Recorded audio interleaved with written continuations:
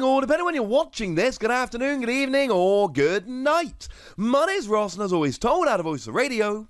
So today, we need to take a good old look at the very first English cards which have been revealed from Chilling Reign.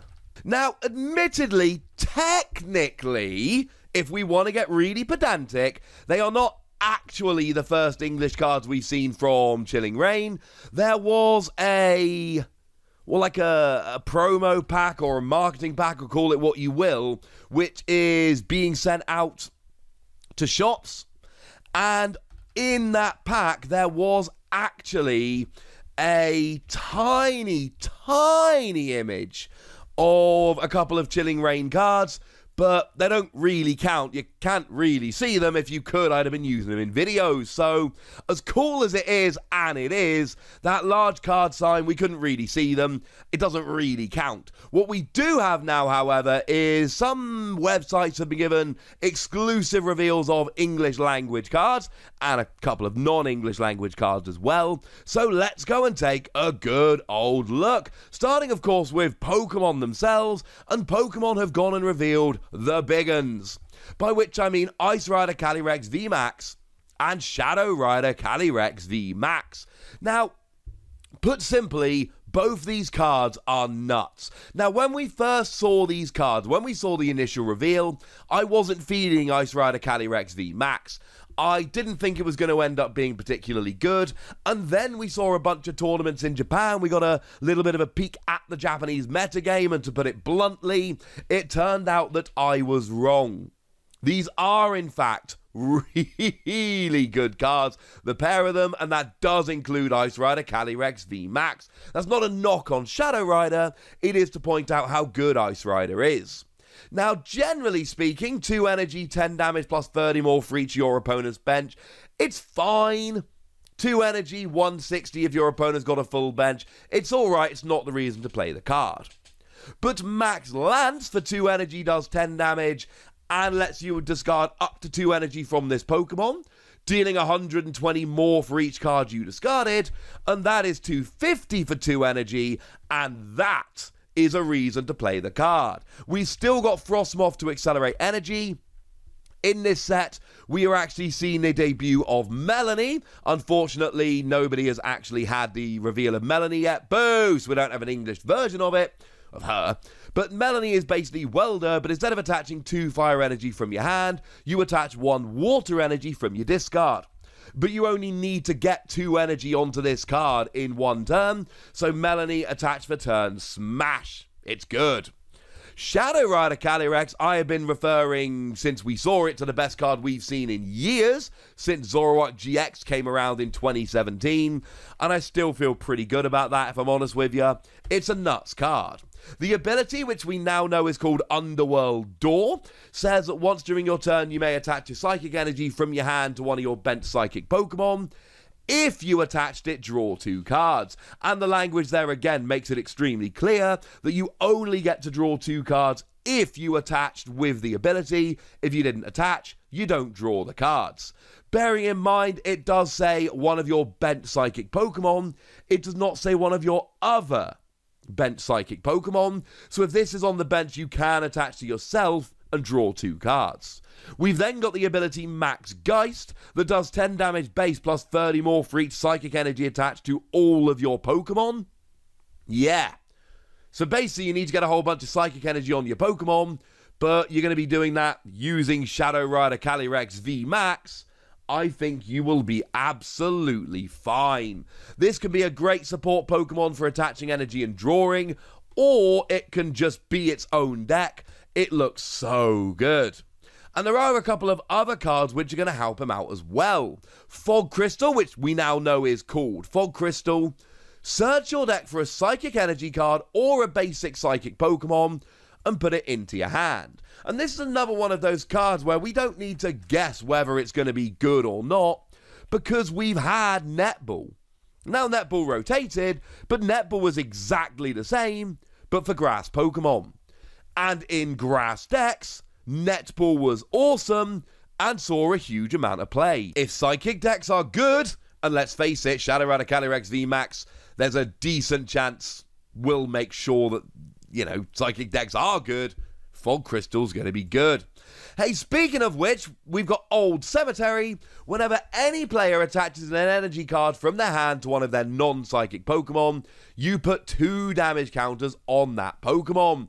Now, it is going to be rotating out in the not too distant future, but remember that cards like Welder, or maybe Frostmoth, which isn't rotating out in the near future, they might be attaching extra energy, but they are still attaching from your hand, and they absolutely will be caught by Old Cemetery.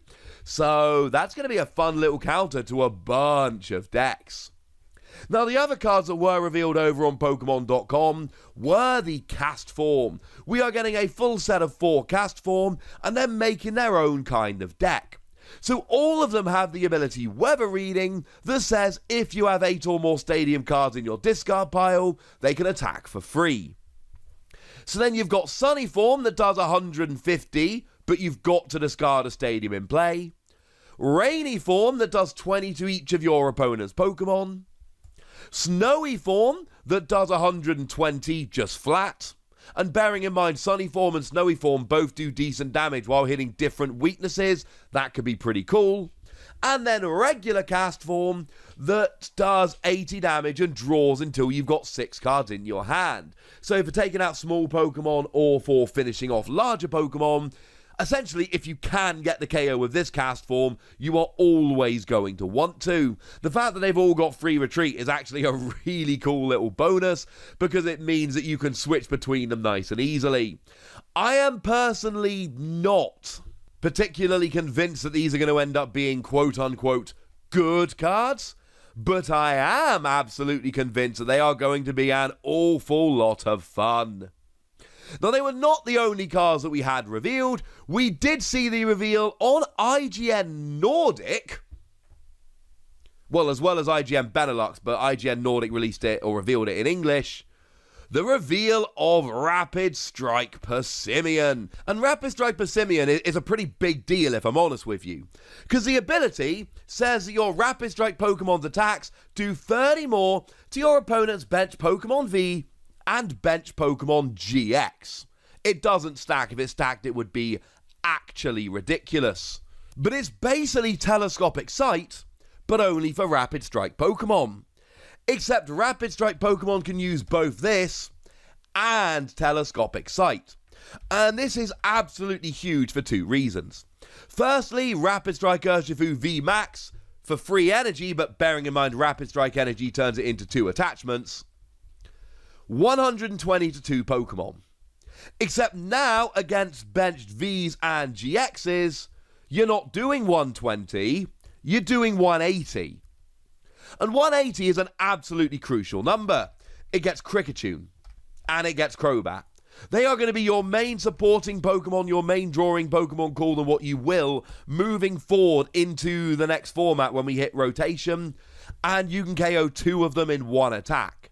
And as if that's not good enough, remember that when we hit the rotation, the Mew from Unbroken Bonds is rotating. And we don't have bench protection at that point. And we have seen a bunch of spreading and sniping Pokemon that have been revealed over the past couple of months. And that to me, and again, this is pure speculation, nothing but speculation, but that to me would suggest that we are in fact not getting a replacement bench protection card. And if we're not getting a replacement bench protection card, then that means that Passimian can kind of make this run absolutely wild. Now, Nintendo Life went and got a reveal as well. They got the reveal of Single Strike Beedrill. And Single Strike Beedrill is one that I am a huge fan of. It's got the attack, okay, it's got Jet Spear, 110 for 1 energy, discard it, no one really cares. But it's got the attack Persist Sting. If your opponent's active Pokemon has any special energy attached to it, it is knocked out. I adore this. And the reason I adore it is because Rapid Strike Style Mustard, no, other one, Single Strike Style Mustard is a thing. Now that is a card that you can only play if it is the last card in your hand, and you draw 5 cards, and you search for a Single Strike Pokemon and put it onto your bench. You do the searching first. That is relevant because that will affect what you draw. And then Because seriously, if you drew first, you might draw the card you want to bench, and that would suck. But the point is, you can use this to play Beedrill as essentially a basic Pokemon. And it's a single energy attack. So you can just mustard for a Beedrill, attach an energy, and just get an instant automatic one-hit KO on whatever is there. It is important to note that we are also going to be getting impact energy. Now, this is going to be coming in Chilling Reign as well, and it counts as any kind of energy on a single strike Pokemon. It also stops you being poisoned, but that's not the main reason to play it. There has been a question since it came out as to whether this could be accelerated with Houndoom. Because remember, Houndoom searches for a single strike energy and attaches it. So the question is it a single strike energy, that card we got in Battle Styles, or is it any energy that happens to also be a single strike energy? Now, the Japanese wording makes it a bit more clear, but we've also had an official ruling in Japan that says it is single strike energy, that single card can be accelerated. So unless we get a ruling to the contrary, assume that Houndoom won't be able to accelerate it. But I still think Beedrill is a very, very cool card indeed. Now, the German site Giga did show us Inteleon. Unfortunately, not an English scan yet, my apologies. But Inteleon's got the same ability as the old Decidueye GX, the one that lets you drop 2 damage counters. And again, there is a Rapid Strike style mustard, and I do actually mean Rapid Style this time, that will let you play it essentially straight away. It plays on the discard rather than the deck, but other than that, it's basically the same thing. And this is one that it's already featuring in multiple winning decks over in Japan. I am seeing this one pop up all over the place. This is one to absolutely keep an eye on. We have also seen that there was a reveal on Nintendo's of Zeraora V, but again, this is unfortunately not an English version of the card yet. For free energy, it does 100 damage, but if one of your Rapid Strike Pokemon attacked last turn, it does 160 instead. But again, with a Telescopic Sight and a Passimian, that goes up to 220, which is the magic number to get a KO on the vast majority of Pokemon V. This is another one to absolutely keep an eye on. And then there was a reveal of Cinderace, but I cannot quite find out where this came from. So when I find it out, I will pop a link in the description. Now again, Cinderace has unfortunately not been revealed in English, which is a little bit sad. But it's got an ability that does 30 more damage for each prize card your opponent has taken.